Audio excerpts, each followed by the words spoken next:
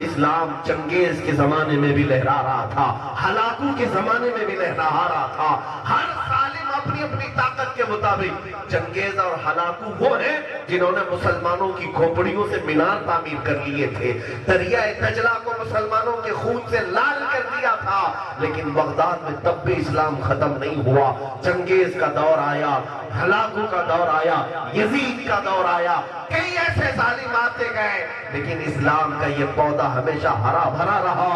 آج کے ظالموں، تم کان کھول کر کے سن لو، نہ تم اپنی طاقت میں چنگیز کو پہنچتے ہو، نہ ہلاکو کو پہنچتے ہو، نہ تم اپنے ظلم میں یزید کو پہنچتے ہو، نہ فرعون اور حامان اور شداد کو پہنچتے ہو۔ تمہاری حیثیت تو ان کے کیڑوں کے برابر بھی نہیں ہے۔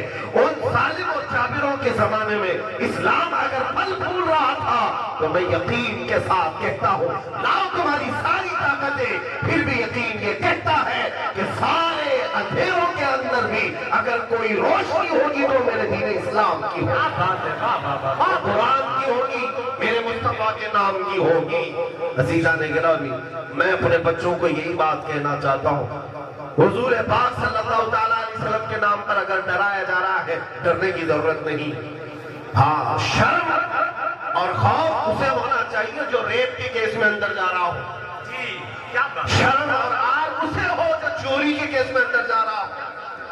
اگر جرائم پیشہ آدمی ہے، اسے جیل جانا پڑ رہا ہے تو سر جھکا کر جائے، لیکن ان ظالموں کے سامنے یہ بات کھل کر کہنا، اگر نام مصطفیٰ کی بات آئے، دونوں ہاتھ بھی حاضر ہے، پیر بھی، اتنا ہی نہیں گردن بھی حاضر ہے میرے نبی کے نام۔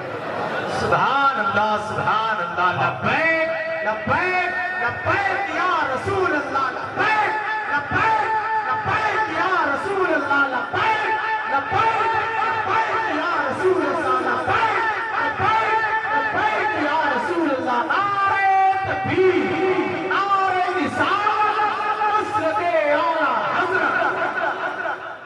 اگر تمہارے سینے میں ایمان مضبوطی سے آ گیا تو پھر تمہیں بڑی کچھ طاقتیں حاصل کرنے کی ضرورت بھی نہیں، کچھ تمہیں کرنے کی ضرورت نہیں۔ تمہارا چلنا پھرنا بھی کچھ لوگوں کے لیے عذاب بن جائے گا۔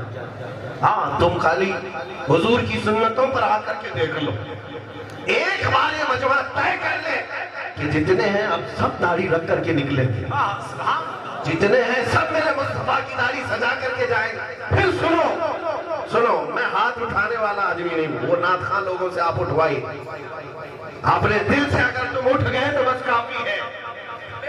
آج اگر یہ عہد کر لیا کہ میں نبی پاک کی سنت پر عمل پیرا ہو جاتا ہوں، میدان میں اترتا ہوں، پھر تم دیکھ لینا، چلو گے پھرو گے، نہ تمہارے ہاتھ میں کسی ہتھیار کی ضرورت ہے، نہ کسی سامان کی ضرورت ہے۔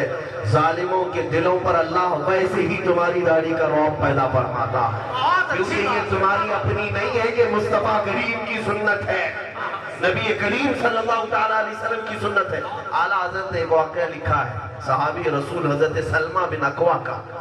ایک صحابی ہے جن کو حضور کا سپہ سالار کہا جاتا تھا، جماعت کا سپہ سالار، راجل رسول اللہ، پیدل چلنے والے جتنے بھی حضور کے سپاہی تھے ان کے یہ سپہ سالار ہوتے حضرت سلمہ بن اکوع۔ ایک بار توجہ، میرے آقا کے جو غلام ہوتے ہیں وہ کچھار کے وہ شیر ہوتے ہیں کہ سامنے کی طاقتوں کو کبھی نہیں دیکھتے، کبھی نہیں دیکھتے۔ مدینہ طیبہ میں ایک شخص آیا جس کا نام تھا عبد الرحمن قارنی، قارہ کا رہنے والا، 400 لوگوں کو لے کر رات کے وقت آیا اور ایک باغیچے میں حملہ کیا، آگ لگا دیا، درخت جلنے لگ گئے اور بہت سارا وہاں پر جو مال تھا، کھجوریں، سامان، سب لوٹ کر کے بھاگنے لگا۔ رات کے وقت سب سوئے ہوئے تھے اور راستے میں کوئی نہیں تھا، صرف حضرت سلمہ بن اکوع، یہ ایک ہی صحابی تھے۔ یہ زندگی بھر گھوڑے پر سفر نہیں کی، جہاں جاتے تھے پیدل جاتے تھے، پیدل ہی۔ ان کو راجل کہا جاتا ہے، صرف پیروں سے چلنے والا۔ اس زمانے کی سواری تھی گھوڑا۔ 400 لوگ جب لوٹ مار کر کے مدینے سے جا رہے ہیں اور کوئی نہیں، راستے میں یہ تنہا ہے حضرت سلمہ بن اکوع، کیا کرنا چاہیے؟ منہ چھپا لے دیوار کے پیچھے۔ اللہ اکبر، جب میں وہ واقعہ پڑھ رہا تھا میرے رونگٹے کھڑے ہو گئے۔ سلمہ بن اکوع اپنے ہاں جہاں کھڑے تھے وہیں سے اٹھ گئے اور کہا، ان دشمنوں کا پیچھا کروں گا، ایک بھی کھجور اگر ان کے جیب میں باقی نہیں مدینے کی، اس وقت تک لڑتا رہوں گا۔ چھوڑوں گا نہیں. نکل پڑے. ارے 400 لوگوں کا پیچھا کرتے ہوئے اکیلے جا رہے ہیں. اور حیرت کی بات یہ روایات میں وہ 400 ڈر کے بھاگ بھی رہے.